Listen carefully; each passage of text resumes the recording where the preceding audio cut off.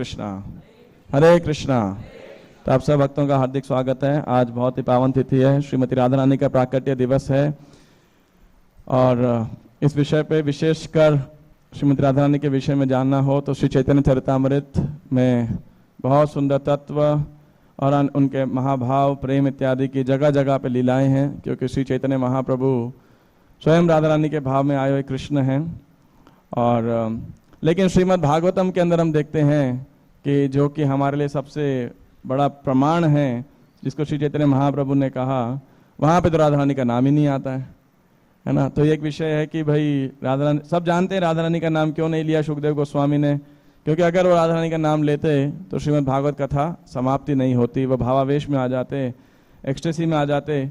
और क्योंकि महाराज परीक्षित के पास तो सीमित समय था, 7 दिन का समय था, तो संभव नहीं था उनके लिए, इसलिए उन्होंने श्रीमद् भागवतम में एक श्लोक के अंदर ये हिंट दिया, अन्य अनयाराधितो नूनम भगवान हरिरीश्वरः यन्नो विहाय गोविंदः प्रीतो यामन यद्रहः। तो सुखदेव गोस्वामी कह रहे हैं कि जब भगवान कृष्ण सभी गोपियों से अदृश्य हो गए रासलीला के दौरान, और तब सब गोपियां कृष्ण के विरह में उनको ढूंढ रही हैं, तो देखा कि कृष्ण के पद चिन्ह हैं और एक और अन्य गोपी के पद चिन्ह हैं। तो वो कह रहे हैं निश्चय ही नूनम अनयाराधितो, कि इस गोपी के द्वारा, इस विशेष गोपी के द्वारा क्या किया गया है, भगवान की आराधना की गई है। तो भगवान हरिरीश्वरः, और उनकी आराधना से प्रसन्न होकर यन्नो विहाय गोविंदः, भगवान गोविंद ने हमको छोड़ दिया है, प्रीतो यामन यद्रहः, उनसे प्रसन्न होकर हम सबको उन्होंने छोड़ दिया है। तो इसके तात्पर्य में बताते हैं, विश्वनाथ चक्र ठाकुर लिख रहे हैं, उनको कोट करते हुए प्रभुपाद जी शिष्य लिख रहे हैं कि विश्वनाथ चक्र ठाकुर कह रहे हैं कि ये अन्य गोपी किसको सूचित करता है, श्रीमती राधा रानी को। कई आचार्यों का कहना है कि जो प्रमुख श्लोक है तब कथामृतम तप्त जीवनम कवि भीड़ितम, गोपी गीत का, तो ये श्लोक भी श्रीमती राधा रानी के द्वारा कहा गया है। तो चैतन्य चरितामृत में तो राधा रानी का काफी वर्णन आता है जगह जगह पर, लेकिन हमारे जो सबसे प्रमुख प्रमाण है श्रीमद् भागवतम में नहीं आता है। तो कई बारी प्रश्न आता है और भक्त थोड़े राधा रानी से अपने संबंध को सही प्रकार से हम स्थापित नहीं कर पाते। हालांकि कविराज गोस्वामी की कृपा से तो हमें उस तत्व के विषय में श्री राधा याह प्रणय महिमा की दृशोवा नयैवा, इस प्रकार से प्रारंभ के अंदर ही उन्होंने राधा रानी के तत्व के विषय में बहुत चर्चा किया है। और चैतन्य महाप्रभु कौन है, श्री कृष्ण है, जो कि राधा रानी के भाव में आए हैं। तो उनके आंतरिक बाह्य कारण को बताते हुए हमें बहुत सुंदर डिस्क्रिप्शन प्राप्त होता है। आज का जो विषय मैंने संक्षेप में चूज किया है वह है कि हमारे गौड़ीय वैष्णविज्म के अंदर श्रीमती राधा रानी का क्या रोल है, डायरेक्ट रोल। ऐसे तो श्रीमती राधा रानी ही भक्ति के अधिष्ठात्री देवी हैं, सेवा के मूर्तिमान स्वरूप हैं, भगवान की लादिनी शक्ति हैं, भगवान को आनंद देने वाली हैं। प्रभुपाद कहते हैं कि भगवान एकमात्र पुरुष हैं, हम सब प्रकृति हैं। Krishna is the only enjoyer and our duty is to supply the ingredients of enjoyment to Krishna. हमारा एकमात्र कर्तव्य है कि कृष्ण की प्रसन्नता के लिए जो अवयव हैं वो उनको हम प्रदान करें। हालांकि ये पूरी सृष्टि भगवान की है, हमारा कुछ नहीं है, फिर भी हमको चाहे ये प्राणे अर्थे धिया वाचा, ये शरीर प्राप्त हुआ है, वाणी प्राप्त हुई है, बुद्धि प्राप्त हुई है, ऐश्वर्य प्राप्त हुआ है, सुविधा प्राप्त हुई है, जो कुछ भी प्राप्त हुआ है वो हम क्या करें, उसके द्वारा भगवान के आनंद के इंग्रेडिएंट्स, अवयव उनको सप्लाई करें, कि कैसे हम पूर्ण पुरुषोत्तम भगवान कृष्ण को प्रसन्न कर सकते हैं। और यही श्रीमती राधा रानी का भाव है, जो कृष्ण को सदैव हर क्षण आनंद प्रदान करना चाहती हैं। तो कृष्ण के आह्लादिनी शक्ति हैं जो कृष्ण को आनंद प्रदान करने वाली हैं। लेकिन करुणाम करुमय करुणा भरिते सनक सनातन वर्णिता चरिते, कि राधा रानी कृष्ण प्रेम का 3 भाग है, नामे रुचि, जीवे दया, वैष्णव सेवा। नहीं तो उसके बिना कृष्ण प्रेम पूरा नहीं माना जाएगा। कृष्ण प्रेम के 3 भाग हैं। पहला है नामे रुचि, भगवान कृष्ण से प्रेम, कृष्ण की सेवा, कृष्ण की सेवा करना। दूसरा है वैष्णव सेवा, कृष्ण के भक्तों की, वो जीवात्मा जो कृष्ण के अनन्य भक्त हैं, उनकी भक्ति में लगे हैं, उनकी सेवा करना। और जीवे दया, यानी प्रचार की सेवा करना, उन बद्ध जीवों के प्रति प्रेम प्रदर्शित करना जो कृष्ण को भूल गए हैं।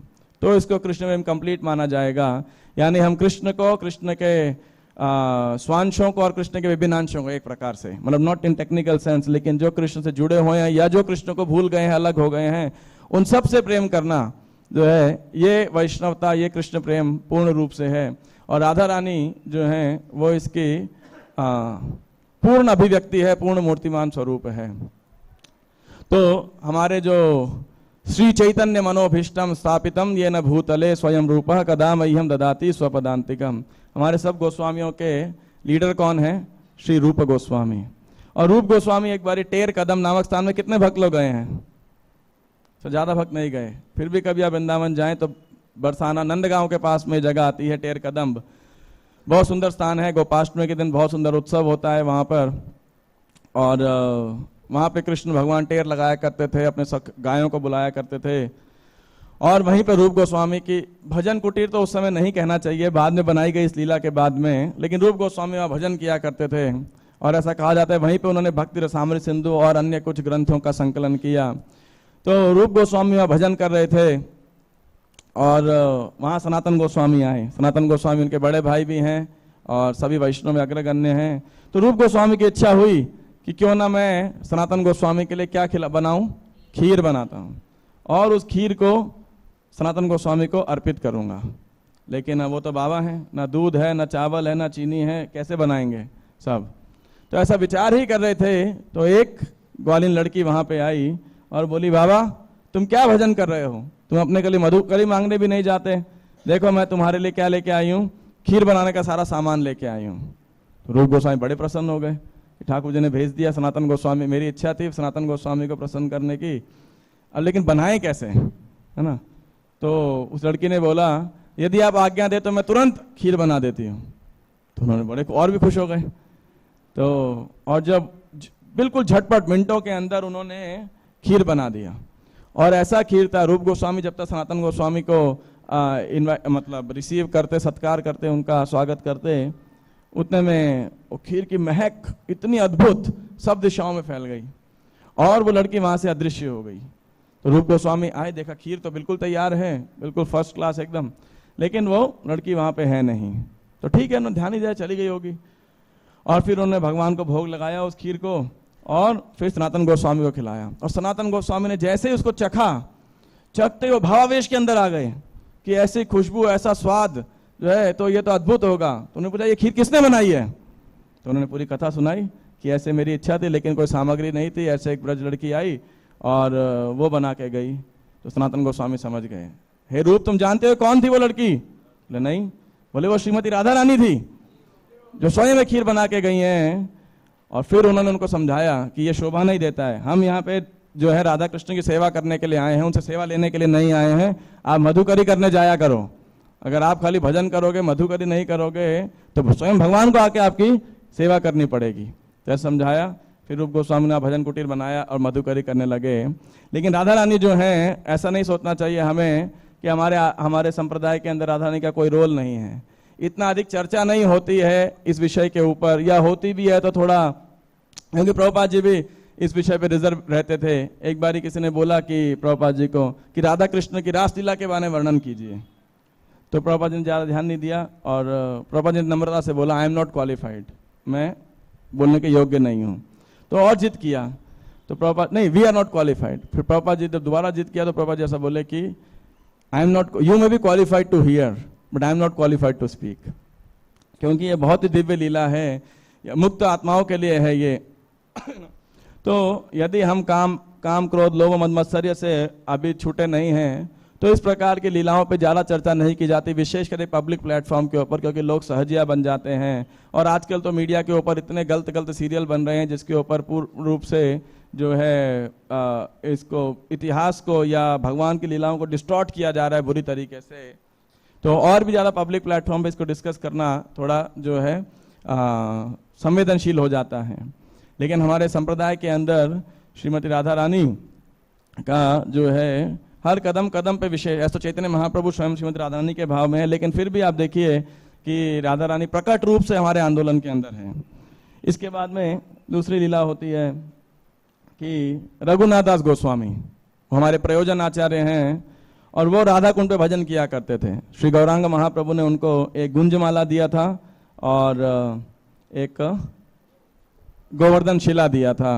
और रघुनाथ दास गोस्वामी जब महाप्रभु और स्वरूप दामोदर गोस्वामी अप्रकट हो गए तो उन्होंने सोचा कि मैं ब्रज में जाकर गोवर्धन पर जाकर छलांग लगा दूंगा।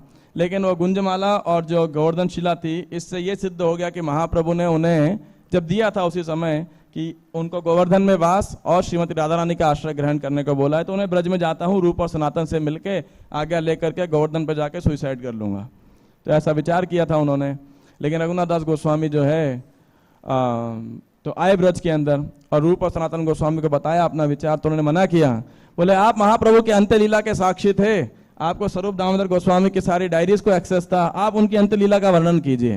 तो रोज राधा कुंड पे जो है गौर लीला बोली जाती थी और सब गोस्वामी सुना करते रघुनाथ दास गोस्वामी के मुख से। लेकिन ये तो वैराग्य शिरोमणि थे, तो इनका वैराग्य या नियम तो ऐसा ज्यादा पत्थर की लकीर है ना। और महाप्रभु बड़े प्रसन्न थे उनके इस कट्टरता के कारण। 3 दिन में 2 दिन में एक बार ही 100 ग्राम 200 ग्राम छाछ पिया करते थे बस, और पूरा टाइम भजन किया करते थे। तो राधा कुंड पे भजन कर रहे हैं और एक बारी जो है वहाँ बाजू में एक शेर आ गया। अभी तो जैसे पूरा गांव है ना, पूरा सिटी एस्टेब्लिश्ड है, सड़कें हैं, उस समय तो पूरा जंगल ही होता था। महाप्रभु ने राधा कुंड और श्याम कुंड हमको दिया, और वो तो उस समय तो अरिट ग्राम में के अंदर था, पीली पुकुर धौली पुकुर बोलते थे। खेत के अंदर लोग उसे, चावल के खेत के अंदर थोड़ा सा तालाब सा था, लोग उसके अंदर आके वहाँ से पानी लेते थे, खेत की सिंचाई किया करते थे। महाप्रभु ने बताया रहे राधा कुंड और श्याम कुंड है। तो रघुनाथ दास गोस्वामी जो है वहाँ बैठ के जप कर भजन कर रहे हैं, और तो वहाँ पे एक शेर आ गया पानी पीने के लिए। अब शेर आ गया, ये तो भजन में मुग्ध हैं। और वहाँ पे कौन खड़ा हुआ? भगवान कृष्ण स्वयं लाठी लेकर के खड़े हुए रघुनाथ दास गोस्वामी रक्षा करने के लिए। तो ठीक है, फिर दूसरी बारी भयंकर धूप थी और रघुनाथ दास गोस्वामी उस धूप के अंदर भी भजन कर रहे हैं पूरी तरीके से एब्जॉर्ब्ड होकर के, और उनको कोई बाह्य चेतना नहीं है, लेकिन पसीने निकल रहे हैं शरीर से, गर्मी लग रही है, लेकिन वो तो बाह्य चेतना में है नहीं। तो वहाँ से सनातन गोस्वामी गुजरे और क्या देखा कि स्वयं रघुनाथ दास गोस्वामी को बचाने के लिए क्या कर रही है श्रीमती राधा रानी, अपना जो आंचल है वो लेकर के उनको छाया कर रही है। तो फिर सनातन गोस्वामी उनके पास आए और बोले, अरे भाई भजन कुटीर बनाओ, यहाँ तुम सेवा करने आए हो या राधा कृष्ण सेवा लेने के लिए आए हो? तो फिर उन्होंने भजन कुटीर बनाई, जब बताया कि इस प्रकार राधा और कृष्ण तुम्हारी सेवा करने के लिए आते हैं। तो देखिए राधा रानी बहुत करुणामयी हैं, और मैं इसलिए भी कह रहा हूँ कि नामे रुचि जीवे दया वैष्णव सेवा, है ना। और फिर तीसरी लीला हुई कि रूप गोस्वामी ने एक कविता कह लीजिए या एक पद लिखा था, जिसके अंदर राधा रानी के जो केश हैं, जो बाल हैं, उसकी तुलना की थी सांप के फन के साथ। ऐसा है कि जिस पर काले सांप का फन रहता है काला, तो ऐसे उन्होंने किया था। तो रघुनाथ दास गोस्वामी पढ़े उसको, तो उन्हें उचित नहीं लगा कि ये थोड़ा, लेकिन अब बोले भी नहीं रूप गोस्वामी को, जानते थे उनको तो श्री गौरांग महाप्रभु की विशेष कृपा प्राप्त है, तो गलत तो नहीं लिखे होंगे लेकिन सही भी नहीं लग रहा है। तो दुविधा के अंदर थे। तो श्रावण पूर्णिमा के दिन में रात के अंदर अर्धरात्रि में रघुनाथ दास गोस्वामी जब अपना भजन कर रहे, तो सामने देखा कि कुछ ऐसे, ये पेड़ है मान लीजिए, ऐसे पेड़ के ऊपर झूला लगा के कुछ लड़कियां जो है वहाँ पे एकत्रित हुई हुई हैं, और एक लड़की झूले पे बैठी हुई है और बाकी उसकी सखियां उसको झूला झुला रही हैं। और इस प्रकार से था कि जो उसके केश थे वो उनको दिख रहे थे, मतलब फेस नहीं था उनका, जो फेस दूसरी तरफ था। तो रघुनाथ दास गोस्वामी देख रहे हैं, तो उनको क्या लगा, वो झूला झूल रहे हैं, लेकिन उनको ऐसे अंधेरी रात में लगा कि कोई सांप उनके पीछे ऐसे बैठा हुआ है।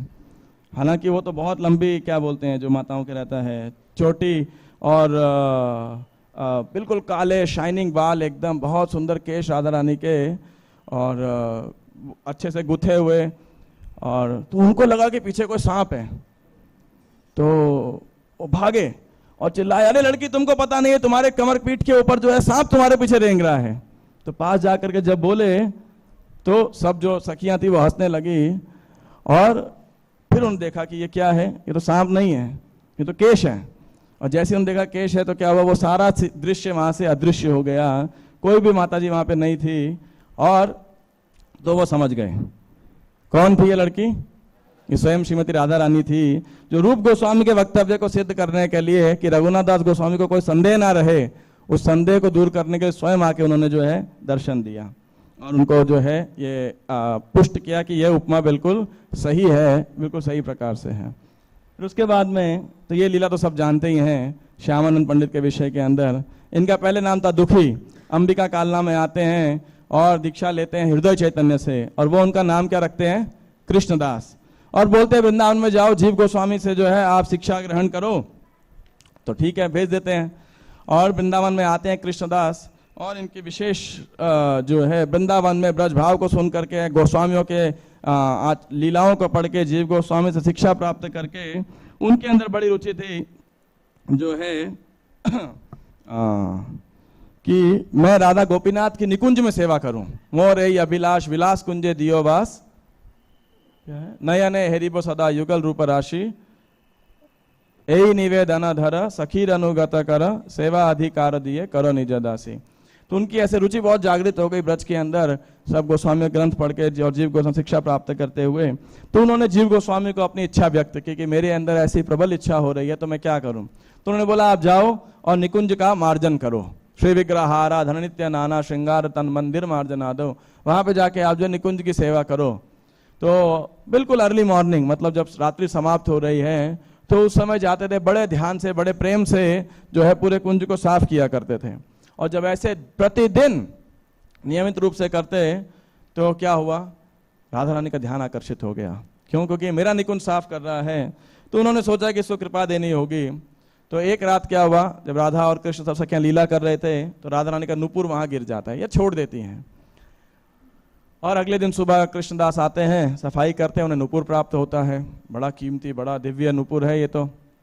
और उधर जब राधा कृष्ण लीला जब वापस जाते हैं तो सब सखियां देखती हैं कि राधा रानी के पैर से एक नुपुर गायब है। तो ललिता सखी देखती है, तो ललिता सखी समझ जाती है कि ये श्रीमती राधा रानी की कोई विशेष कृपा अनुकंपा होने वाली है, कोई विशेष लीला होने वाली है। तो ललिता सखी वेश बदल करके जाती हैं और कृष्णदास को वहां मिलती हैं, देखती हैं कोई। तो बोले तुम्हें कोई नुपुर मिला है? बोले हाँ मिला है। तो बोला वो, तो कृष्णदास ने पूछा आपका नुपुर है? वो बोले नहीं मेरी सखी का नुपुर है। तो वो तो बोले तो जिसका नुपुर है उसको बोलो वो खुद क्यों नहीं आके लेती? तो बोला कि नहीं मेरी सखी बहुत ऊंचे परिवार से है, वो तो यहाँ कैसे गिरा, ये पूछा यहाँ कैसे आई वो? तो बोला कि वो रात में यहाँ पे आई थी और दिन में घर से बाहर नहीं निकल सकती लज्जा के कारण, तो वो खुद नहीं आ सकती, तो तुम मुझे दे दो। तो उन्होंने बोला नहीं ये बड़ा कीमती नुपुर है और नेचुरली है ना, कुछ प्रमाण मांगा जाता है, भाई क्या प्रमाण है आपका है या नहीं है? तो ऐसा तो नहीं बोले, लेकिन बोले जिसका है मैं उसका पैर माप करके तभी दूंगा। भैया अगर आप बोल रहे तो ललिता सखी और समझ गई कि ये तो विशेष लीला होने वाली है। तो राधा रानी के पास जाती हैं और उन्हें कहती हैं कि देखिए ऐसे ऐसे ये कृष्णदास है और ये कह रहा है कि जिसका पैर है उसी को देंगे। तो राधा रानी आती है वहां पे, अभी वो अपने रूप में नहीं आती, दिव्य स्वरूप के अंदर नहीं आती। तो देख करके कृष्णदास कहते हैं कि आप तो बड़े ऊंचे खानदान से लगती हैं, तो आप रात्रि में यहाँ क्या कर रही थी? तो उन्होंने बोला कि हे कृष्णदास मैं जो हूँ ये मेरा निकुंज मंदिर है और मैं यहाँ लीला करती हूँ। तो जब ऐसा बोला तो उन्होंने देखा राधा रानी की ओर, तो उन्होंने प्रणाम किया और बोला कि हे निकुंजेश्वरी मैं समझ गया हूँ कि आप इस निकुंज की अधिष्ठात्री देवी हैं, आप मुझे क्या कीजिए अपने दिव्य स्वरूप का दर्शन कीजिए। तो ऐसे वो प्रार्थना करते हैं। तो राधा रानी कहती है कि मैं आपको वो कृपा दूंगी जो किसी को प्रदान नहीं हुई आज तक। और क्या करती हैं कि उस नुपुर को उनके सिर पे लगाती हैं, और जब सिर पे लगाती हैं तो एक तिलक बन जाता है उनके सिर के ऊपर। और वो कहती हैं कि तुमने मेरे निकुंज की सफाई की है बिना ड्यूप्लिसिटी के, तो तुमने मुझे इतना आनंद प्रदान किया है, आज से तुम्हारा नाम क्या है? श्यामानंद। श्यामा मेरा नाम है और तुमने मुझे आनंद प्रदान किया, इसीलिए क्या है तुम्हारा नाम श्यामानंद। तो वो बड़े दिव्य आनंद के हो जाते हैं और फिर राधा रानी अपना दर्शन देती है दिव्य स्वरूप, और कृष्णदास पूरी तरह मूर्छित हो जाते हैं और दिव्य आनंद के अंदर, एक्सटेसी के अंदर। और बोला कि आज से तुम्हारा नाम क्या है? श्यामानंद है। और फिर उन्हें एक गूढ़ मंत्र देती हैं। तो राधा रानी कहती है उन्हें कि हे ललिता सखी आपने कृष्णदास को बहुत कृपा प्रदान किया है, अब अपना दिव्य दर्शन उनको दीजिए। जब इतना क्या तो दर्शन देती हैं मंत्र प्रदान करने के बाद में, और श्यामानंद मूर्छित हो जाते हैं।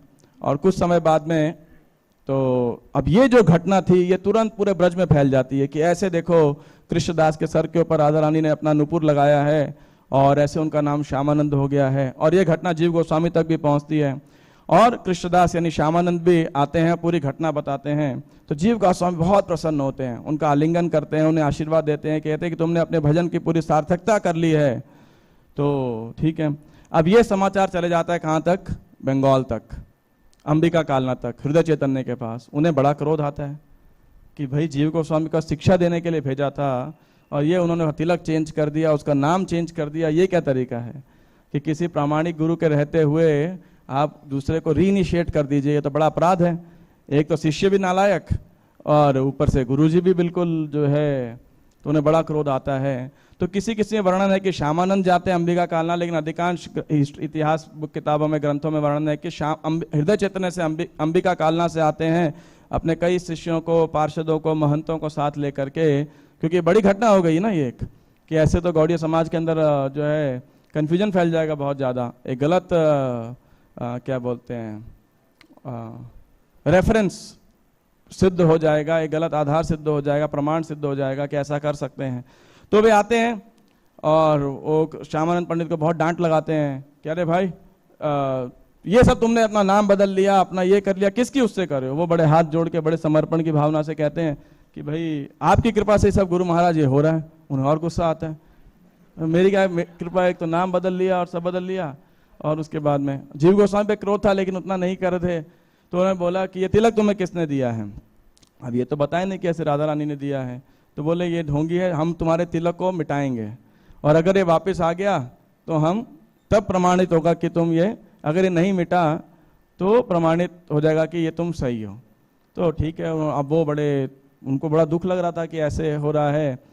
अब डर तो पता नहीं लग रहा था, नहीं लग रहा था, तो बिल्कुल भावावेश के अंदर राधा रानी से प्रार्थना करने लगे, उनको याद करने लगे। तो ललिता देवी जो हैं देखती हैं कि भाई ऐसे हैं, तो राधा रानी के पास जाती हैं, बोलती हैं, स्वप्न के हृदय के अंदर उनके चल रहा है इस प्रकार से, देख पा रहे हैं। तो बताती हैं कि ऐसे देखो परीक्षा हो रही है। तो राधा रानी भेजती है किसको, सुबल सखा को, गौरीदास पंडित, वो हृदय चैतन्य के भी गुरु हैं, यानी इनके परम गुरु हैं। तो उनको बोलती है कि आप देखिए इस मैटर को, आपका शिष्य क्या कर रहा है, मतलब हृदय चैतन्य क्या कर रहे हैं। तो गौरीदास पंडित उनको बोलते हैं कि चिंता मत करो, वो जब मिटाएंगे ये और अधिक प्रज्वलित होकर के तिलक आपके सिर पे प्रकट होगा मेरी कृपा से। और अगर कोई बोले तो बोल देना कि गौरीदास पंडित की कृपा से हुआ है। तो मिटाते हैं और फिर वो तिलक पुनः प्रकाशित हो जाता है। तो श्याम हृदय चैतन्य समझ जाते हैं कि ये गलत नहीं है। और रात के अंदर श्रीमती राधा रानी उनके हृदय में प्रकट होती, उनके स्वप्न में प्रकट होती हैं और उन्हें बताती हैं कि मैंने कृष्णास को नया तिलक और नया नाम दिया है। और फिर हृदय चैतन्य उठ के तुरंत जाते हैं और श्यामानंद पंडित का आलिंगन करते हैं। श्री श्यामानंद पंडित की, श्रीमती राधा रानी की। और आखिरी लीला कि श्यामानंद पंडित के ही एक और 3 प्रमाण ये आचार्य हैं, नरोत्तम दास ठाकुर, श्यामानंद पंडित और श्रीनिवास आचार्य। तो श्रीनिवास आचार्य जो है ये भी एक महान वैष्णव थे। और आप सब जानते हैं राजा भीरम भीर बाण विष्णुपुर के अंदर जब गोस्वामियों के सारे ग्रंथ चोरी हो गए थे तो वहां रुके और राजा भीरम भीर को भक्त बनाया उन्होंने। पूरा बाण विष्णुपुर जो है चैतन्य महाप्रभु के भक्त बन गए। तो एक दिन, वैसे उनका प्रतिदिन का नियम था, सुबह समाधि में ध्यान करते थे, समाधि में जाते थे और जो है नित्य प्रवेश करते थे और कुछ समय बाद वापस आ जाते थे, बाह्य चेतना में आ जाते थे, अपने नित्य कर्म इत्यादि करते थे, सिद्ध देह भगवान की सेवा करते थे, कभी थोड़ा कम कभी थोड़ा ज़्यादा, दोपहर शाम तक तो आ जाते थे।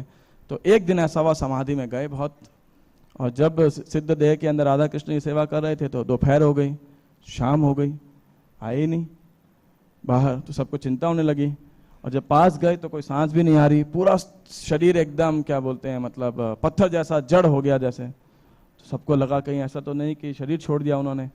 तो बड़े सब विचलित हुए। तो जितने भी उस जगह के लोग थे विष्णुपुर के, वो सब बड़े शोक मनाने लगे कि भाई क्या हुआ क्या हुआ क्या हुआ, कैसे वापस आएंगे। नाक के नीचे रुई लगा के देख रहे तो कोई सांस नहीं आ रही है। तो ऐसे हुआ। तो अब 1 दिन हो गया, 2 दिन हो गया, तीसरा दिन जब आया तो अब तो बिल्कुल मतलब सबके शोक की कोई सीमा नहीं थी। तो वो सब सोचे कि अब क्या किया जाए। तो उन्होंने विचार किया कि रामचंद्र कविराज जो कि श्रीनिवास आचार्य के बहुत ही कॉन्फिडेंशियल शिष्य हैं, बहुत ही घनिष्ठतम शिष्य हैं, रामचंद्र संग मांगे नरोत्तम दास, उनको बुलाया जाए। श्रीनिवास आचार्य ने तो सोचे अभी वो तो दूर रहते हैं, उनको बुलाया जाए। लेकिन भगवान की कृपा से हुआ क्या कि वो रामचंद्र कविराज उसी समय वहां आ गए। ऐसा हुआ क्योंकि जो है उनको वहां पता लग गया कि विष्णुपुर में ऐसा क्या हो रहा है। तो जहां भी उनका निवास स्थान था वहां से वे तुरंत आ गए। और जो है तो उन्होंने सबको बोला विष्णुपुर के अंदर, आप सब चिंता मत कीजिए, जो है बहुत सुन जो बड़ी शीघ्र आचार्य जो हैं अपनी बाह्य चेतना के अंदर आ जाएंगे। और मैं समाधि में जा रहा हूं देखने के लिए कि क्या हुआ है, किस लीला के अंदर वो समाधिस्थ हैं, है ना। और आप सबके आशीर्वाद से, कृपा से मैं उनको उस लीला से वापस हमारे बीच में लेके आ पाऊंगा। तो रामचंद्र कविराज श्रीनिवास आचार्य की पत्नी माता गौरांग प्रिया को प्रणाम करते हैं और फिर समाधि में चले जाते हैं। जब समाधि में जाते हैं तो कहाँ जाते हैं? अपने गुरु महाराज के पास में। और कहाँ पे राधा कृष्ण की लीला हो रही है? राधा कुंड के तट के ऊपर। तो वो अपने आप को गुण मंजरी के रूप में, नहीं, करुणा मंजरी, सॉरी, करुणा मंजरी के रूप में वो अपने आप को, उनका सिद्ध देह है और जो उनके गुरु महाराज हैं श्रीनिवास आचार्य, उनका है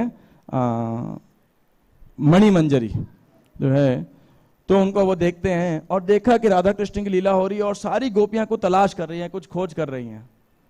तो और देखा कि जो उनके गुरु महाराज है मणि मंजरी हैं, वो भी बार बार पानी में जा रहे हैं, गोता लगा रहे हैं, कुछ खोद रहे हैं, वापस आ रहे हैं, अंदर जा रहे हैं, खोद रहे हैं। तो बोला क्या किए? तो वो अपने गुरु महाराज के पास गए, प्रणाम किया और उनको बोला कि क्या हुआ? तो उन्होंने बोला राधा रानी की जो नोज रिंग होती है, क्या बोलते हैं इसे, नथनी जो है, तो वो खो गई है, तो हम उसको खोज रहे हैं। तो ठीक है, लेकिन अब उनको तो विष्णुपुर में सबकी क्या हालत हो रही है तो वही पता है।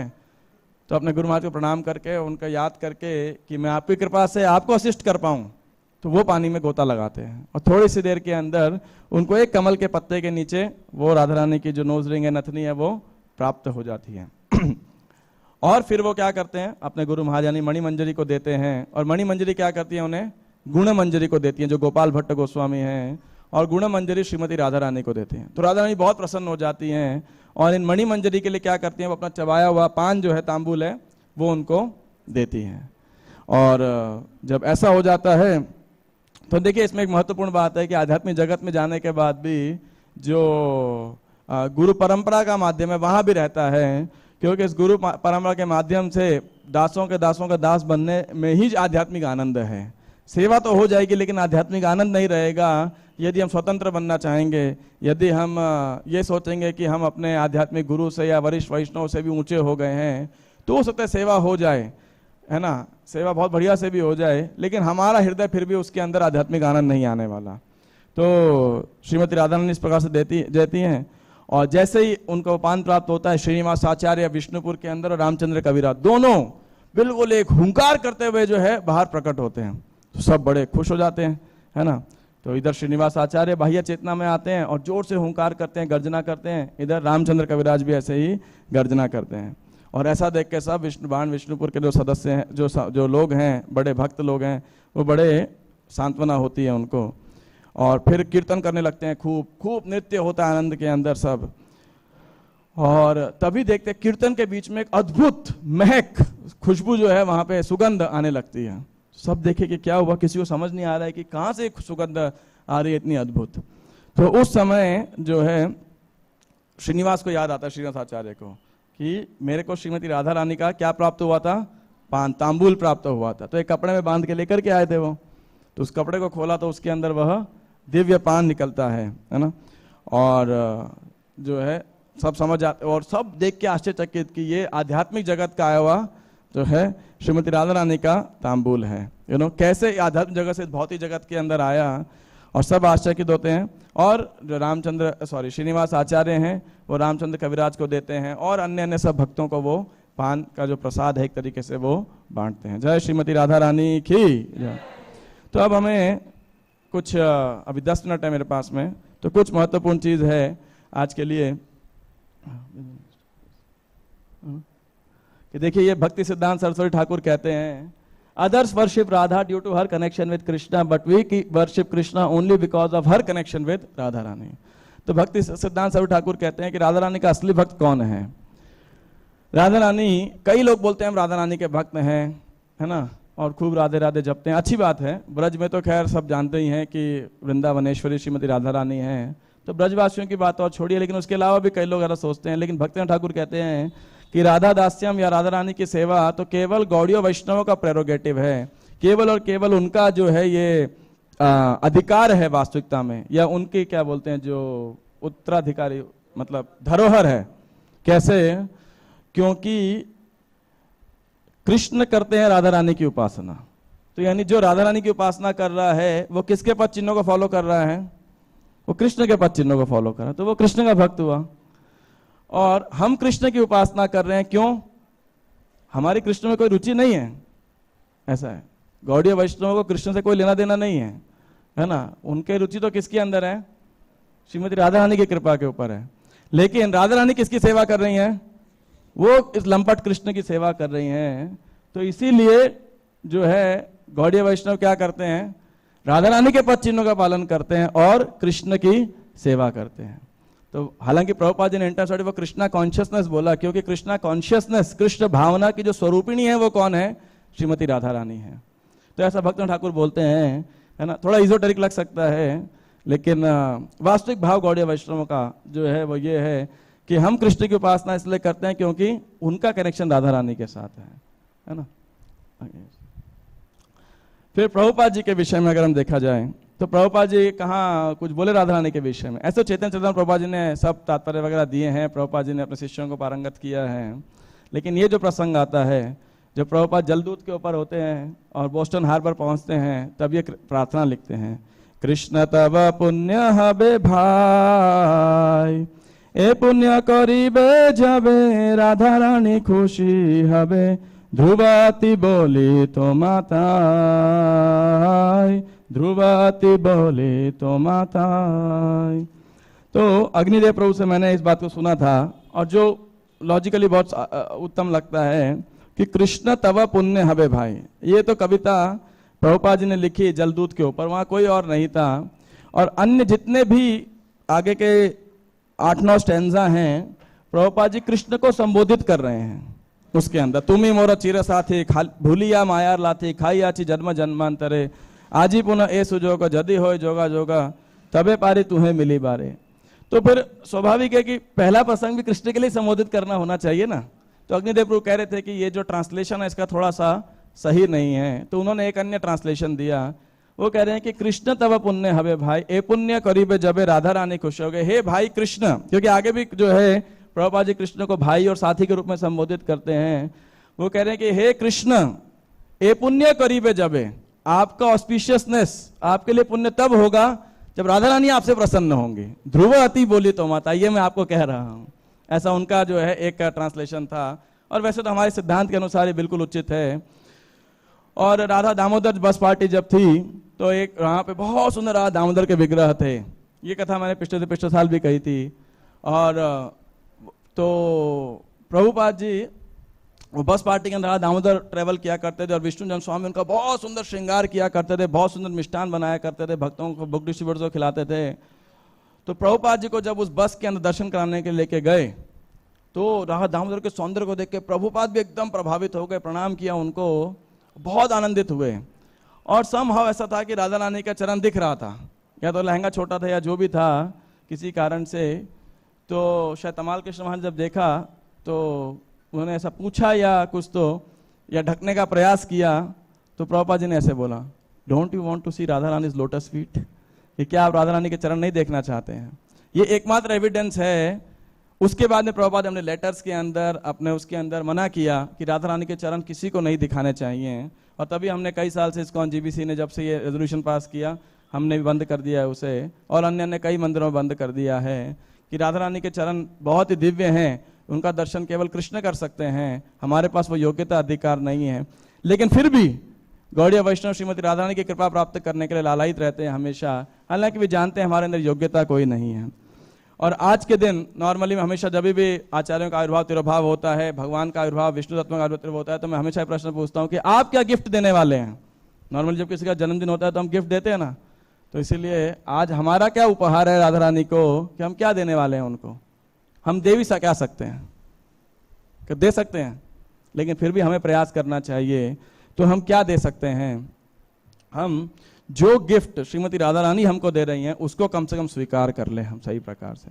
अब मान लीजिए किसी का जन्मदिन हो और मैं आपको उपहार दूं और आप बिल्कुल नेग्लेक्ट कर दो, उसे खोलो भी ना, साइड में रख दो, देखो भी ना, कैसा लगेगा? बड़ा खराब लगेगा, है कि नहीं? और ऐसे राधा रानी का गिफ्ट क्या है? वो चैतन्य महाप्रभु आए हैं, और क्या देने के लिए? गोलोकेर प्रेमा धना हरि नाम संकीर्तना रतिना जन्मील केने ताय गोलोकेर प्रेम धन हरिनाम संकीर्तन, ये हरे कृष्ण महामंत्र गोलोक प्रेम धन है, वो देने के लिए हमें आए हैं। और कौन आए हैं और किस प्रकार से आए हैं? देखिए, श्रीमती राधा रानी के भाव चैतन्य महाप्रभु आए, संन्यास लिया उन्होंने केवल इसलिए हम जीवों का उद्धार हो सके। गोलोक से मंजरियां आ रही हैं, रूप और सनातन मंजरी आ रही है, जेल में उन्हें बंद होना पड़ रहा है।